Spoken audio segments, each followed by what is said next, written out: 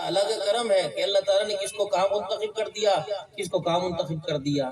ایک باپ کی کمائی سب پہ لگی، محنتیں ہوئی، دعائیں سب کو برابر ملی ہوں گی، ماں نے زیادتی نہیں کی، دعائیں سب کو برابر دی ہیں، لیکن اللہ نے ایک ماں کی دعا وہاں قبول کر لی، ایک کی یہاں قبول فرما لی۔ یہ تو اللہ کا فضل ہے۔ باقی بہت چھوٹی سی عمر کے اندر بہت بڑے بڑے کارنامے سر انجام دیے۔ پہلے خود پڑھا، اپنے آپ کو اس قابل بنایا کہ میں دوسروں کی سرپرستی اور نمائندگی کر سکوں۔ پھر طالب علم نہیں، طالبات، ایک چناؤ تھا۔ طالب علموں کے تو تعلیم کے معیار کا خیال رکھتے ہیں، اور طالبات کے معیار اور عزت کا خیال بھی کرنا پڑتا ہے۔ یہاں تک کہ کہیں پرندے کی پروں کی زد کے اندر، ہواؤں فضاؤں کے اندر ان کی عزت کا آنچر نہ آ جائے تو بدنامی کا ذریعہ صرف محمود کوٹ نہیں، امت مسلمہ نہ بن جائے۔ الحمدللہ ہمارے دینی اداروں کا ایک وقار ہے، ہمارے دینی اداروں کا ایک معیار ہے۔ الحمدللہ آج تک کسی دینی ادارے سے آپ کو ایسی بدبودار فضا اور ہوا نہیں آئی کہ جہاں کسی بچی کی عصمت دری اور جہاں کسی کی عزت پامال ہوئی ہو۔ اور کسی طالب علم کے بارے میں دنیا شوشے چھوڑتی ہے، چھوڑتی رہے۔ اگر یہ شوشے سچے ہوتے تو مدارس کی تعداد کم ہوتی، زیادہ نہ ہوتی۔ بڑھتے جا رہے ہیں، بڑھتے جا رہے ہیں، یہاں تک کہ محترم دوستوں بزرگوں مساجدیں کم پڑ رہی ہیں، قرآن سنانے والے زیادہ ہیں، تراویح پڑھانے والے زیادہ ہیں، اللہ کا دین پھیلانے والے زیادہ ہیں۔ اور یہی وجہ ہے کہ بڑھتی ہوئی آبادی دیکھ کر اس علاقے میں اللہ نے اس جگہ کا انتخاب کیا، پھر اس جگہ میں اللہ نے بنانے والوں اور بسانے والوں کا بھی انتخاب فرمایا۔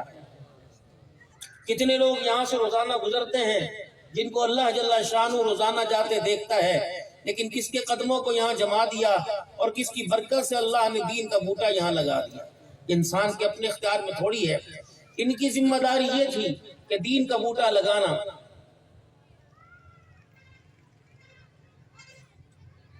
آپ کی بھی ایک ذمہ داری ہے کہ اس بوٹے کی آبیاری کرنا اور اس کی حفاظت کرنا۔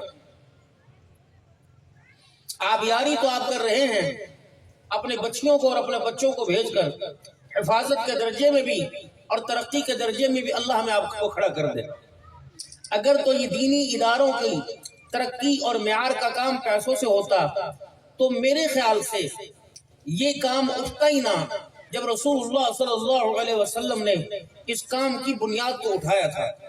نہ مال، نہ دولت، اور نہ اولاد میں بیٹے، اور نہ کوئی کاروبار، اور جو ساتھ جڑے تھے ان کا بھی کوئی اتنا معیاری کاروبار نہیں تھا، لیکن یہ بنیاد دین کی اور دین کی ترقی اللہ مال و دولت پہ نہیں رکھتے، اللہ تقوی پہ رکھتے ہیں۔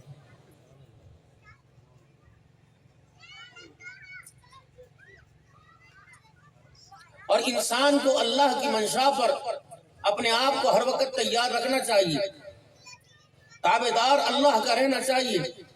جتنی تابعداری میں اپنے آپ کو لگائے گا اور اس کے ہر کام کو اس کی مرضی اور اس کا حکم جان کے کرے گا، نہ اللہ اسے بکھرنے دیں گے، نہ بھرنے دیں گے، نہ اللہ اسے گرنے دیں گے، اللہ اسے اپنے رحمت والے ہاتھوں میں سنبھالیں گے۔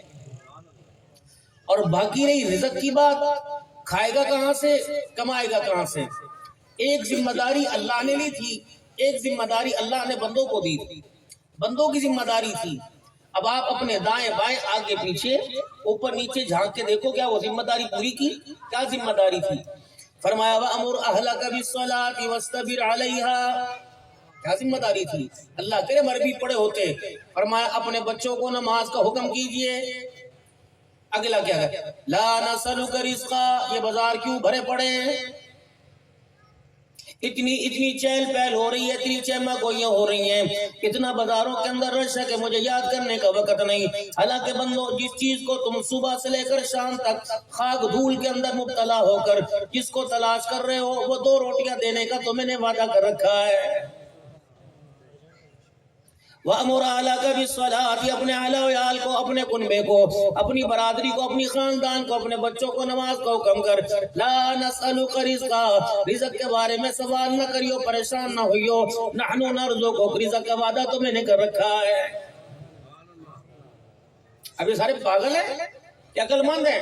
پاگلوں کی طرح مار رہے، کاٹ رہے، پھاڑ رہے۔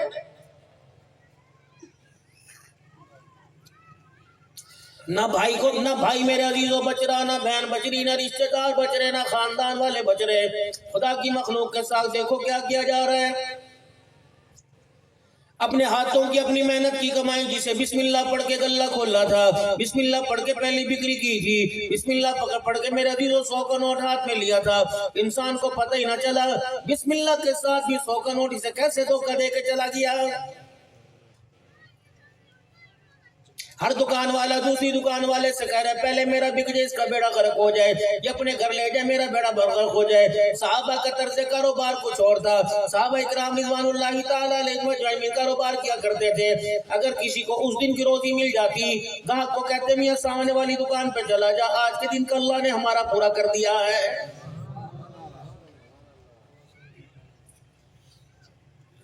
ہر آدمی اپنی ریڑھی سجا کے 4 گھنٹے ریڑھی سجا کے لگانے میں لگتا ہے۔ اس بندے کو ترس نہیں آتا کہ 4 گھنٹے محنت کے بعد بھی میں نے ایک بندے کو دھوکہ دیا، میری ساری محنت، میرا سارا کاروبار ضائع ہو گیا ہے۔ فروٹ والا فروٹ کے اندر، مونگ پھلی والا، ریوڑی والا، دوسری چیزیں بیچنے والا سونا سونا مال اپنی دکان کے آگے لگائے گا، اچھا اچھا مال اپنی دکان کے آگے لگائے گا، ہر ایک مال کو دیکھ کر اس کی دکان کی طرف دوڑے گا اور کہے گا بھائی یہ تو نے کیا بھاؤ لگایا؟ کہے گا اتنے بھاؤ، اتنے میں دے دے گا، نہیں جی 1 روپیہ کم نہیں کروں گا، چیز میں تجھے نمبر 1 دوں گا، یہ میرا وعدہ، یہ پہلا دھوکہ ہے، اسے 1 نمبر دوں گا، میرا وعدہ۔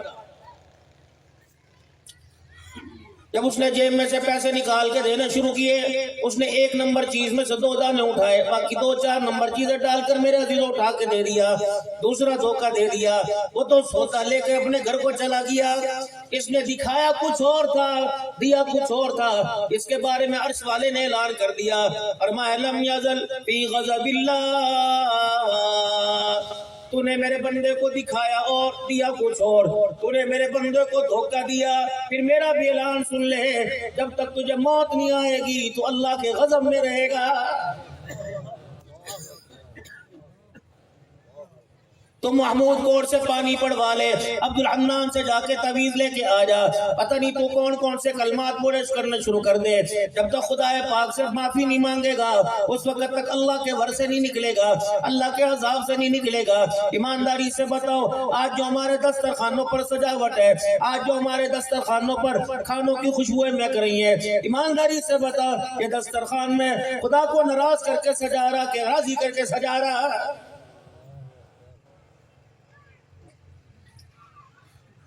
زہر 2 قسم کا میرے لاڈلو میرے پیارو ہوتا ہے، میری مائیوں میری بہنوں تم بھی سن لو، زہر 2 قسم کا ہوتا ہے۔ کوئی چلتے چلتے میرے عزیزوں کیڑا مکوڑا کاٹ جاوے گا، کوئی سانپ بچھو میرے عزیزوں اللہ نہ کرے حملہ کر جائے گا تو انسان کی جان پہ حملہ ہوگا، زیادہ سے زیادہ انسان جان سے جائے گا۔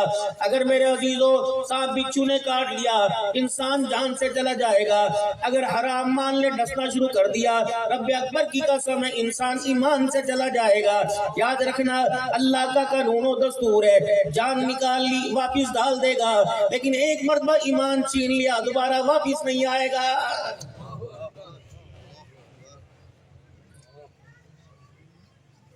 کوئی حرام کام بسم اللہ پڑھنے سے، اللہ کا نام لینے سے حلال نہیں ہو جاتا۔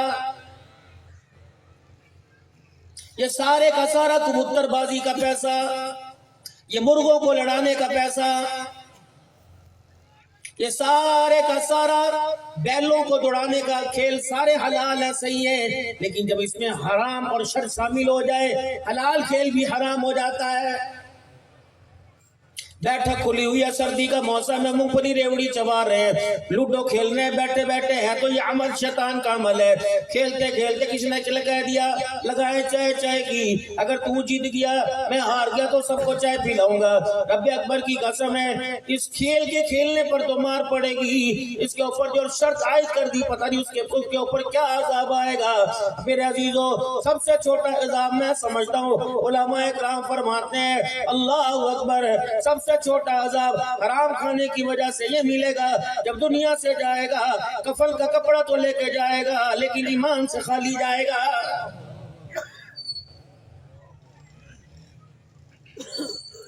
آج میرے دوستوں بزرگوں اپنی کمائیوں پہ نظر ڈالو، اپنی کمائی کا خیال کرو۔ اللہ کریم فرما رہے کلوا من طیبات ما رزقناکم، اگر میں نے تمہیں دیا دیسی کھا بولے تیکھا پرہیزی کھا لے، چھوٹا کھا لے بڑا کھا لے، خبردار خبردار۔ حضرت احمد علی لاہوری رحمت اللہ تعالی علیہ فرمایا کرتے تھے، فرمایا حرام کے پیسوں کی کوٹھی بنی ہو، حرام کے پیسوں کا دسترخوان سجاؤ، حرام کے پیسوں کا پہننے والا دسترخوان کے اوپر بیٹھو، حرام کے پیسوں کا دسترخوان پہ کھانا سجاؤ۔ سن لو لاہوری کہتا ہے اس کوٹھی پر بھی خدا کی لعنت، وہ دسترخوان پر بھی خدا کی لعنت، اور لوگوں کھانے والے پر بھی خدا کی لعنت ہے۔ حلال کے پیسوں کی کچی جھوپڑی ہو، دسترخوان و مٹی کے برتن کے اندر سوکھی مسی روٹی ہو، کھانے والا بھی حلال کا لباس پہن کے بیٹھا ہو، لاہوری کہتا سن لو اس جھوپڑی پر بھی خدا کی رحمت آئے گی، دسترخوان پہ بھی رحمت آئے گی، کھانے والے پر بھی رحمت آئے گی۔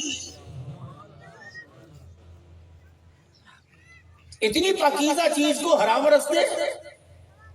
اب بتاؤ کھانا کھانے سے پہلے ہاتھ دھونا سنت ہے۔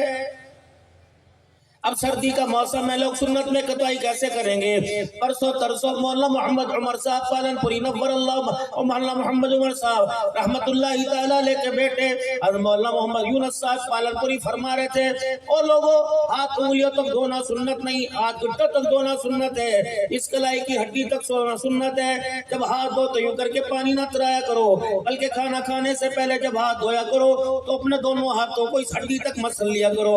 فرمایا اس سے دو فائدے ہوں گے، پہلا فائدہ یہ اللہ رب العالمین ہاتھ یہاں دھونے کی برکت سے اللہ جل شانہ مغفرت فرما دیں گے، اور دوسرا فائدہ یہ سنت کے مطابق جو ہاتھ دھوئے گا اس پر جتنا بھی قرضہ ہوگا اللہ سارا اتار دیں گے۔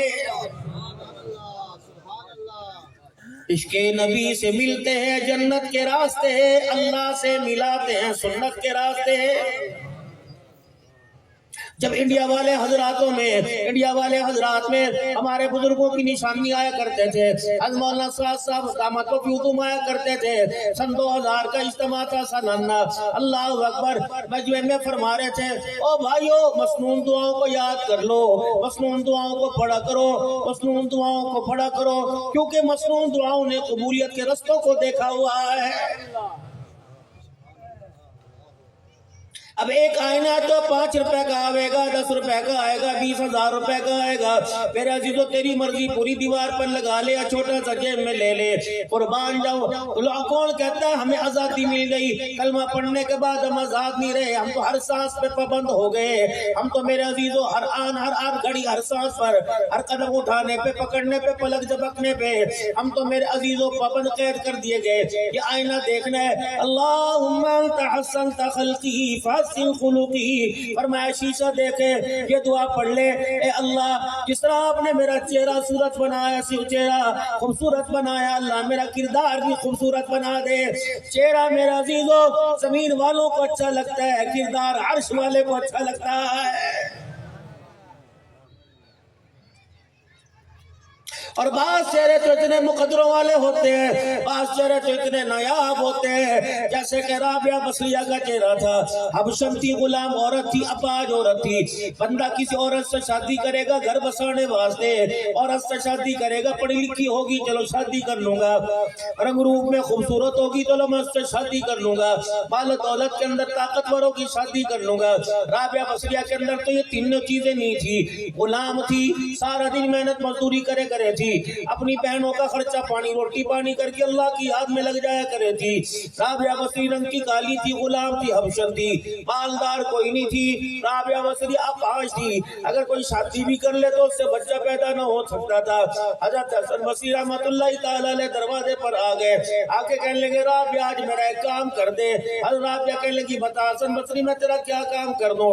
کہ اے رابعہ اللہ کی عزت کی قسم حسن و جمال کی وجہ سے نہیں، بچے زیادہ اس کی وجہ وجہ سے نہیں، مال و دولت آ جائے اس کی وجہ سے نہیں، تیرا گھر میرے نام ہو جائے اس کی وجہ سے نہیں کر رہا، بلکہ تو میرے سے نکاح کے لیے ہاں کر دے، شادی کا پیغام لے کے آیا، اے رابعہ تو ہاں کر دے۔ جناب رابعہ کہنے لگی میں ہاں کروں گی، اے حسن تجھے کیا ملے گا؟ اللہ کی عزت کی قسم مجھے یقین ہے اگر تو میرے نکاح میں آ گئی تیرا آنا میرے لیے مغفرت کا ذریعہ بن جائے گا۔ تھی بعض عورتیں کچھ ایسی، یہ بھی بڑی سیانی تھی، انہوں نے کہا لے جھوٹے منہ ہر چیز میرے نام کر رہا ہے بابا جی، اور یہ کہہ رہا ہے میرے سے نکاح کر لے، میری نجات، مجھے اتنا متبرک سمجھتا ہے، پاک دامن سمجھتا ہے، چاہتی پر نوٹ کروا لیتی، اسٹامپ پیپر کروا لیتی، اگلے پچھلے کی جدادیں نام کروا لیتی، لیکن کچھ لوگ ہیں جنہیں دنیا کے اندر رہ کر آخرت کا غم کھا گیا ہے، اور اس آخرت کے غم نے میرے عزیزوں ان کے سامنے دنیا کو حقیر کر دیا۔ بھلا اس میری بیٹی سے پوچھو جو 2 گھنٹے شیشے کے آگے کھڑی ہو کے اپنا آپ سجاوے گی، اس کا کیا معیار ہے، اس کی کیا ڈیمانڈ ہے؟ اگر اس نے شوہر کو دکھانا تو اتنی نہیں سجتی، ماں باپ کو دکھانا اتنی نہیں سجتی، یہ اتنا کیوں سج رہی کہ ایسے لوگ بلے بلے کہنے والے لگ جائیں میری بچی تیرے حسن و جمال کے چرچے تو ہو جائیں گے، لیکن محمود گور کے اندر تیرے کردار کا بیڑا غرق ہو جائے گا۔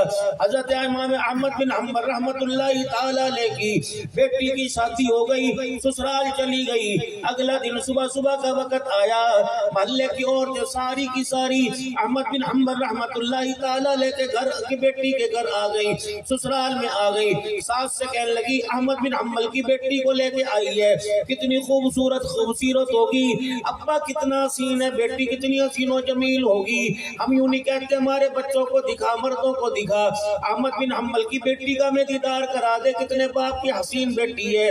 ساس کہنے لگی یہ بھی بھلا کوئی بات ہے، اے میری بہو بار آئیو، آج ہم محلے والیوں کو اپنا چہرہ دکھا دے۔ اندر سے رونے کی آواز آئی کہ بیٹی نہ تجھے ڈنڈا مارا، نہ سوٹا، نہ تھپڑ مارا، نہ جھڑکا، کیا بات ہے کیوں رو رہی؟ اماں جی میں تیرے پاس آ جاؤں اور عورتوں کو میں اپنا چہرہ دکھا دوں تو میرے باپ کی محنت پہ پانی پھر جائے گا۔ احمد بن حنبل رحمت اللہ تعالی علیہ کی بیٹی سے ساس کہنے لگی بیٹی بتا کیا بات ہے؟ رب اکبر کی قسم ہے جب سے میں نے ہوش سنبھالا اس وقت سے لے کر آج تک میرے باپ احمد بن حنبل نے کسی بے نمازی عورت کو میرا چہرہ ہی دیکھنے نہیں دیا ہے، یا چہرہ چھپتا کوئی نہیں اور کسی نے دیکھا کوئی نہیں۔ جناب رابعہ بصریہ کہنے لگی ٹھیک ہے میں تیرے سے نکاح میں ہاں کر دوں، میری 4 شرط، مجھے 4 باتوں کے بارے میں بتا۔ اور کہا باتیں تیری میں کیسے بتاؤں گا، کبھی نکاح کا پیغام کیوں لے کے آیا؟